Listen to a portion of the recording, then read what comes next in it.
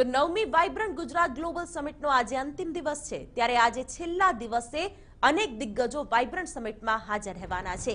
ઉપરાષ્ટ્રપતિ વેંકૈયા નાયડુના સંબોધન સાથે સમિટનું સમાપન થશે। આ સાથે જ કેન્દ્રીય કાપડ પ્રધાન સ્મૃતિ ઈરાની અને બોલિવૂડ અભિનેતા વિવેક ઓબેરોય પણ આજે વાઇબ્રન્ટ સમિટમાં ભાગ લેવા આવી પહોંચ્યા છે। વાઇબ્રન્ટના અંતિમ દિવસે પણ અનેક મહત્વના એમઓયુ થશે। આ ઉપરાંત કૃષિ ક્ષેત્રે યોજાનારા સમારોહમાં કેન્દ્રીય રાજ્ય કૃષિ પ્રધાન પરસોત્તમ રૂપાલા પણ હાજર રહેશે। નોંધનીય છે કે 2 દિવસથી વાઇબ્રન્ટ સમિટમાં અનેક પ્રજાલક્ષી કામોના કરોડો રૂપિયાના એમઓયુ થયા હતા। ત્યારે વાઇબ્રન્ટ સમિટનો આજે અંતિમ દિવસ છે, ત્યારે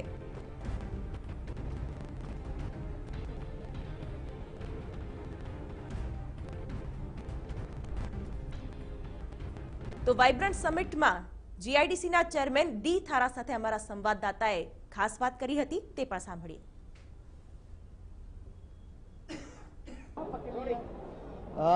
વાઇબ્રન્ટ સમિટનું આજે સમાપન છે, તેવા સંજોગોમાં જીઆઈડીસીના એમડી ડી થારા મેડમ સાથે છે। મેમ, આજનો જે કાર્યક્રમ છે શું છે શેડ્યુલ? આજે સેમિનાર્સ ચાલે છે, ઇન્ટરનેશનલ કોન્ક્લેવ પણ ચાલે છે અને વેલિડિક્ટરી આજે થવાનું છે અને ઘણા બધા 1-to-1 મીટિંગ્સ પણ ચાલે છે। એક ખાસ વાત એ છે કે ઘણા બધા નવા સંબંધો બાંધી શક્યા છે। જે માનો કે પહેલા Gujarat chamber of commerce and industry આજે ઇન્ટરનેશનલ ચેમ્બર અને નેશનલ ચેમ્બર જોડે એમઓયુ કરેલું છે। હવે એમઓયુ કરેલું છે એનું અર્થ એટલું કે આપણે સરકાર જોડે એમઓયુ કરેલું નથી, એ લોકો પોતાની વચ્ચે એમઓયુ કરેલું છે।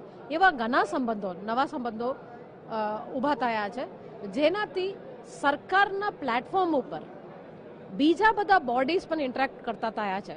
ઇન્ટરનેશનલ સોલર એસોસિએશન હોય કે અર્બન મોબિલિટી માટે હોય, તો મને એમ લાગે છે કે એક વાત ખાસ આ વાઇબ્રન્ટનો મુદ્દો છે કે એ સહેજ બન્યો છે। પહેલાં સરકાર બધું કરે અને બધા આવે, એના કરતાં હવે ઇટ ઇઝ ગેટિંગ ડેમોક્રેટાઇઝડ। સરકાર એક પ્લેટફોર્મ પ્રોવાઈડ કરે, એમાં લોકો જાતે આવે। કાલે આપ જોયા હશો એમએસએમઈમાં જેમ પેક્ટ એવી રીતે બેઠા હતા ઇન્ડસ્ટ્રીયલિસ્ટ બહુ રસ સાથે, સ્પ્રિન્ટ ટુ 2022 એ પણ સરસ ચાલ્યું। એટલે એક વાઇબ્રન્સી ફક્ત સરકારી પ્લેટફોર્મ ઉપર નહીં પણ લોકોમાં પણ છે, જે સામે આવીને જોડે છે।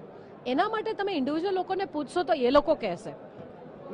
વાત કરીએ તો બિલાટરેટ પણ ટ્રેડ જેનું પણ આયોજન કરવામાં આવ્યું હતું, અન્ય દેશની જે ચેમ્બર ઓફ કોમર્સ છે ત્યાંથી કેવા પ્રકારનું એડોપ્શન ગુજરાત માટે કરવામાં આવે છે, અથવા તો અન્ય દેશની જે ટેકનોલોજી છે તો ગુજરાત માટે ક્યાંય તેનો ઉપયોગ કરવા માટે પ્રયત્ન હાથ ધરાયો છે કે કેમ?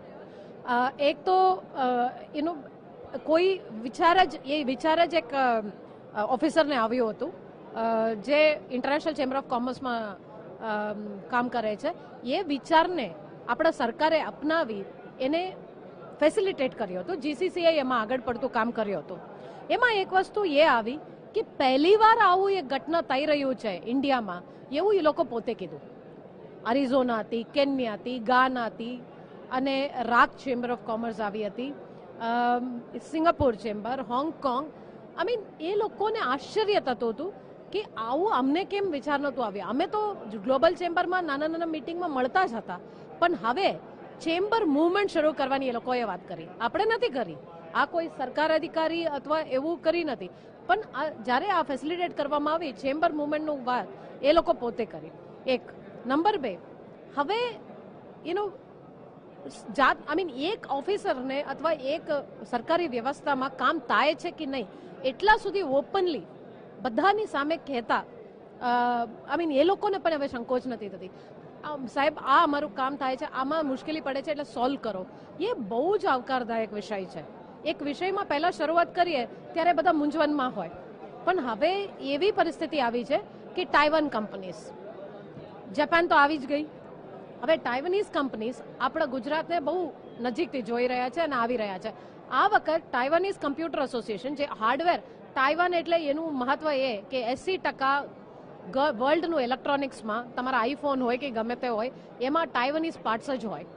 તો તાઇવાનીઝ અગર 2.3 કરોડ લોકોના દેશ છે, ચાઇના જોડે જોડાયેલા છે, પણ એ લોકો હવે બહુ ઉત્સુકતા હતી કેમ કે એમની પાસે પૈસા છે, આવડત છે, અને હાઈ એન્ડ મેન્યુફેક્ચરિંગ એ લોકો કરતા હોય છે.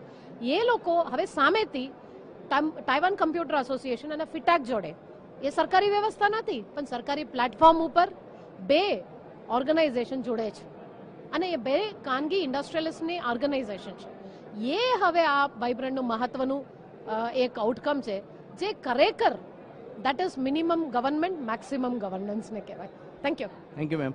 તો જે રીતે જીઆઈડીસીના એમડીએ વાત કરી, અનેક દેશ અહીં આવ્યા છે, અનેક એવા મુદ્દાઓ છે કે જે સૌપ્રથમ વખત ઇમ્પ્લિમેન્ટ થયા છે. ખાસ કરીને બિલાટરેટ જે ટ્રેડ એન્ડ એક્સપોર્ટનો જે સેમિનાર યોજાયો હતો તે પણ એક સૌથી મહત્વનું પાસું આ વાઇબ્રન્ટ સમિટ 2019નું રહ્યું છે, જેનાથી જે દેશમાં એક્સપોર્ટ અને ઇમ્પોર્ટની પ્રવૃત્તિ થાય છે તેમાં પણ ક્યાંક ને ક્યાંક કેટલેક અંશે વધારો ચોક્કસથી થશે. કેમેરા પર્સન મનીષ કડિયા સાથે નિર્મલ દવે, TV9 ગાંધીનગર.